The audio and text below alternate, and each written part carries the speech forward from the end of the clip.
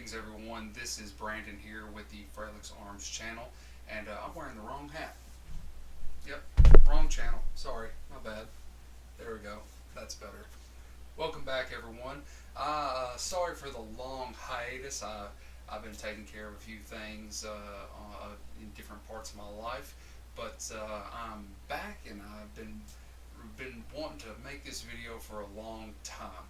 So without any ado at all, let's get into today's topic, and we're going to talk about probably my favorite gun.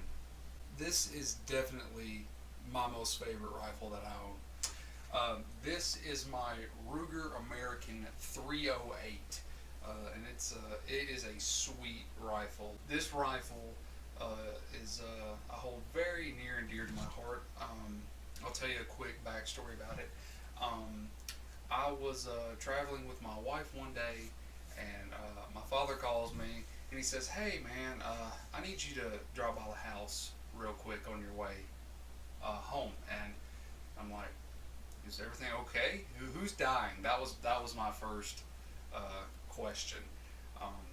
And he said, "No one's dying." So I dropped by the house, and I've had this rifle for about 5 months now. So this was about 5 months ago, and I sit down in the living room, and I ask him, what's going on, and he plops this in my lap, and it was the box, and I thought it was a 1022 at first, because I've been talking about wanting to get one, and but no, he put it in my lap, and my first thought was the 1022, and but I quickly realized that it was not. It was way too heavy, and so I got to looking at it, and I was like, "Man, what is this? Is this a 308?" And then I thought, maybe 270 or 30-06 or something like that, and I couldn't figure it out. And I finally found on the barrel, located right here, right past the serial number, 308 Winchester. And I had been wanting a 308 hunting rifle for quite some time. It's probably my favorite round out there. Quick example. This is a 9mm, if that'll focus. I doubt it. But we all know what a 9mm looks like, right? There's a 300 Blackout next to a 9mm. They're about the same as far as the actual bullet diameter is concerned. They're close. They're pretty close. Okay. Also, you can imagine a 223 or a 5.56 is about the same size as this. Only difference is the tip, much smaller. That's 308. That's a 308, Big Daddy. Like, the 308 is like, it's what I would consider my caliber. If I had to choose one round to end all rounds, the 308 is definitely my favorite. You got a lot of 30-06 fans out there, and I'm sure most of you heard 30-06 can kill any animal in North America. Probably true, but the 308. As far as ballistic differences are concerned, yeah, 30-06 got a little bit more punch behind it. But the 308 is just, I don't know, there's just something about it that just screams America, and I really enjoy that. So, this is what this rifle shoots. So, and just to prove it, I'll do this. Safety's on.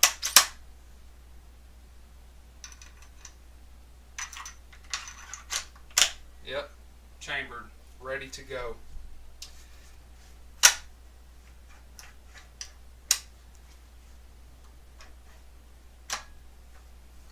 Extractor works really well. Oh, so now that we've messed with the bolt, I'll talk about it real quick. It's got a 70-degree throw, which is really nice. A lot of people like that when they have a scope mounted. If you don't interfere with the rest of the rifle. And it's an easy action. It's a very easy action. and I've really enjoyed shooting this rifle.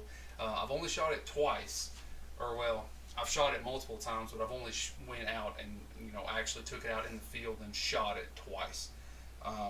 Me personally, I've put about 12 rounds through it. And let's talk about the bolt real quick. Easy enough to extract. The bolt is extremely nice on this rifle. It's a 3-lug bolt. A lot of people love that. It's made of steel, maybe an alloyed steel. And really there isn't much else to say about it, honestly. It's an extremely efficient, simple system. And I mean, that's why people love bolt actions, right? It's got a super nice extractor on it. And the machining quality on it is, it's not like out of this world. A lot of people like to dimple their bolts. I mean, if you're into that sort of thing, that's cool. I enjoyed a nice machine dimpled bolt. They look really, really good. But for a first timer's hunting rifle, this is perfect. It's machined nearly perfect. I mean, it's very nice, easy to mass produce, which is good when you're trying to create a rifle that is very universal for somebody, universal for Americans. Um, this is obviously a right-handed version because I am right-handed. A few other things about it. It does not come with any sights whatsoever, but it does come with a mounting system. My father's a very smart man. He chose the Picatinny mounting system. Some of them don't have that, but this one comes with a Picatinny mounting system, which is perfect for me, and he knew that. So, let's see. So, we're not going to talk about the scope right now. We're just going to continue on. Moving down from the Picatinny through the bolt, it's got a 4-round capacity magazine. We'll talk more about this later, but just so you all are aware, it's a 4+1. And you can put a 5th one in the chamber. Super nice, super convenient. I don't imagine if you're hunting you will ever need 5 rounds. If you do, then you might need a little bit more practice maybe. The barrel, it's a 1 in 10 twist, which is really nice for the heavy bullets. It throws them really, really nicely. And it's just a composite stock. Everything else about it, like all the upper assembly is fully metal, but the lower assembly is composite. And you see that more and more often these days with the modern sporting rifles, which this isn't really a sporting rifle, but we're getting a lot more of polymer and composite made rifles these days. Still plenty of amazing rifles out there made of wood, but composite versus wood, yeah, it's cheaper, but do you miss out on a hunting or shooting experience based on what your stock is made of? No. I mean, some people may argue, but as far as overall functionality, if this stock was made of wood or composite, it's not going to make a bit of difference to me. It's kind of like arguing about a race car. You could have a full body metal race car, or you can have a fiberglass race car, which NASCARs are made out of. And if they both have the same engine, I mean, really, there's no difference, except obviously the fiberglass one's going to be much faster because it's lighter.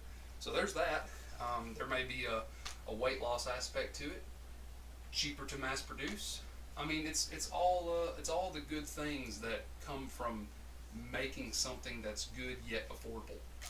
You have to draw the line somewhere. So, and I think Ruger did an amazing job with this rifle. There's nothing about it that I don't like, other than the fact that maybe, just maybe, they could have threaded this. That would have been a nice touch. But then you're also getting into more of the cost. Would a child or a younger adult need a threaded tip barrel on the muzzle, a threaded muzzle? No, probably not. it's just something that I would like to have to be able to put a different attachment, we'll say, on here. Um, but as far as other accessories are concerned, I do have a Caldwell bipod on here. I took it off one of my ARs and threw it on here just to see how I liked it, and I think I'm going to leave it because it's more suited. You know what I mean? It was fun to put it on the AR, and it was fun to put it on 300 Blackout, but I think it's going to live here. I think it belongs here. So it's convenient, and it's just really nice. Also, the Caldwell, little did I know, it comes with a sling attachment on it because the actual bipod takes up the stock sling attachment.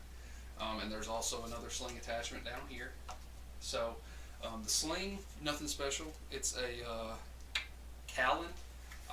Literally picked this up from Walmart. And I can hear you all now shunning me.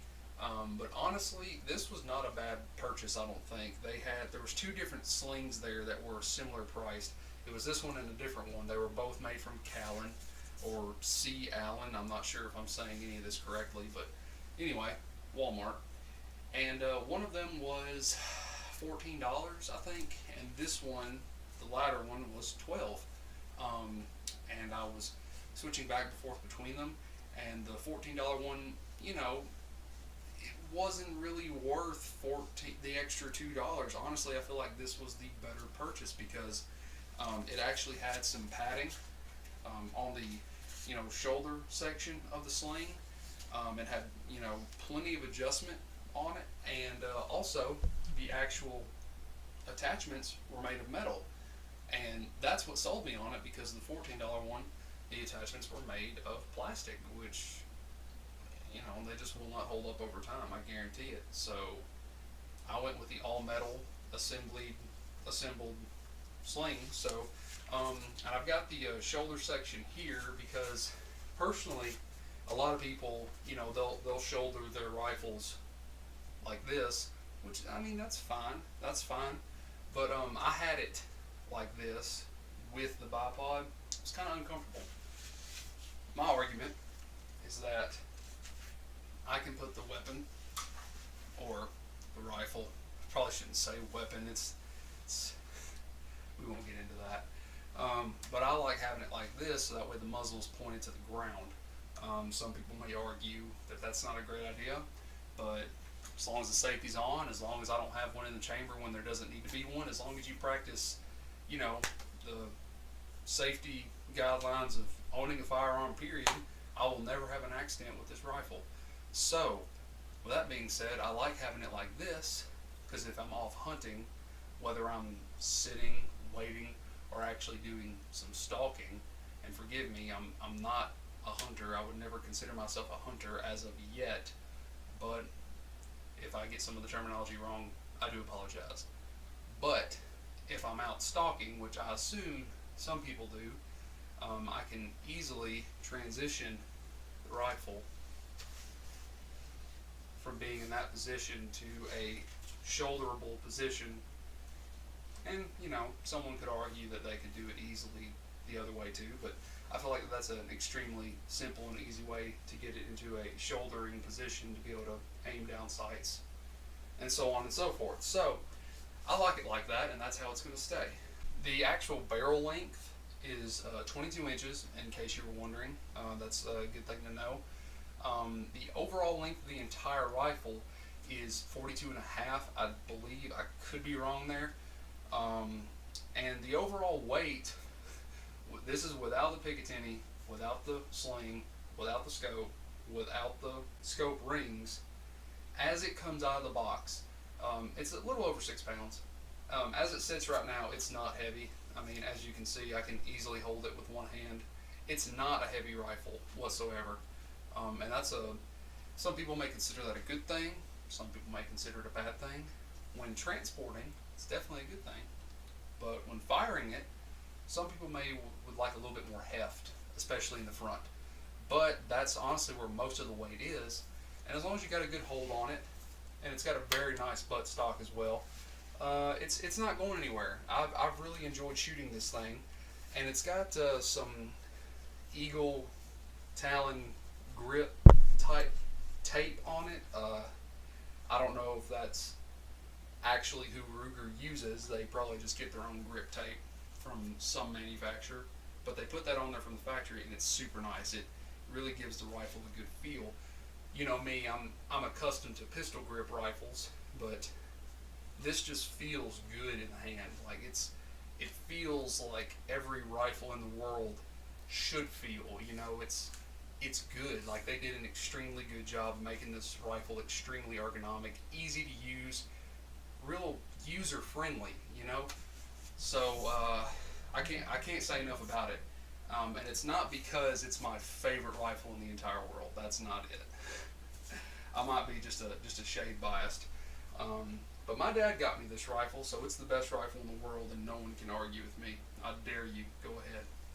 So, what else can we say about it? I talked about the length, the barrel length, the twist, the handedness. They do come in left-handed. No issue there. If you want a left-handed one, they come in left-handed. Don't know the prices off the top of my head. I looked them up, and I believe that the left-handed ones were actually cheaper. So if you're left-handed, this is a fantastic option for you. So that's really cool. Let's talk about the trigger. I honestly think that's the last thing. The trigger, oh, they pulled out all the stops. They spared no expense. They Jurassic Parked this freaking trigger. Let me tell you. So nothing in there. It's empty. Like there's nothing in here. I promise you. So I'm gonna put the magazine down.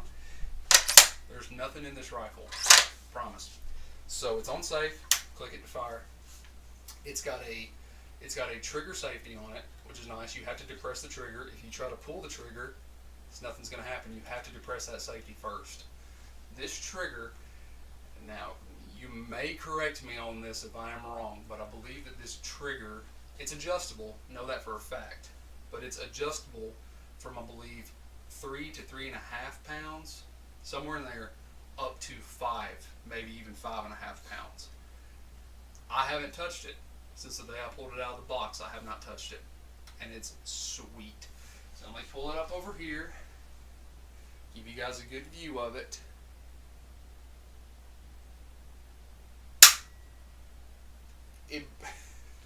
Did y'all see it move? I barely felt it move.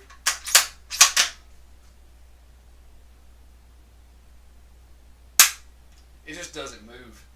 It is the sweetest trigger pull ever. Like I've got a sweet drop-in trigger on my Ruger AR, and this thing from the factory is just solid.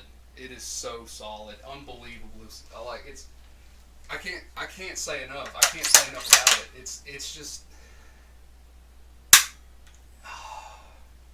it's so crisp. I love it. Back on safe. So, with that being said, I've thoroughly enjoyed this rifle, and there's a lot of other aftermarket accessories. When I first got it, I didn't want to touch it. I was like, this is gonna be my rifle. I'm not gonna do anything to it. I would never do anything to like shame it or customize it that much. But now that I've had it for a while and I've spoken with my dad about it, I'm going to trick it out just a little bit. In the future, I'm planning on doing a few things to it. Nothing insane. I'm going to tell you, nothing insane. But just trick it out just a little bit. It doesn't need much, like I've said. Real quick, I'll go over the scope and I'll tell you guys a little story. And I want to add in a little snippet of video here.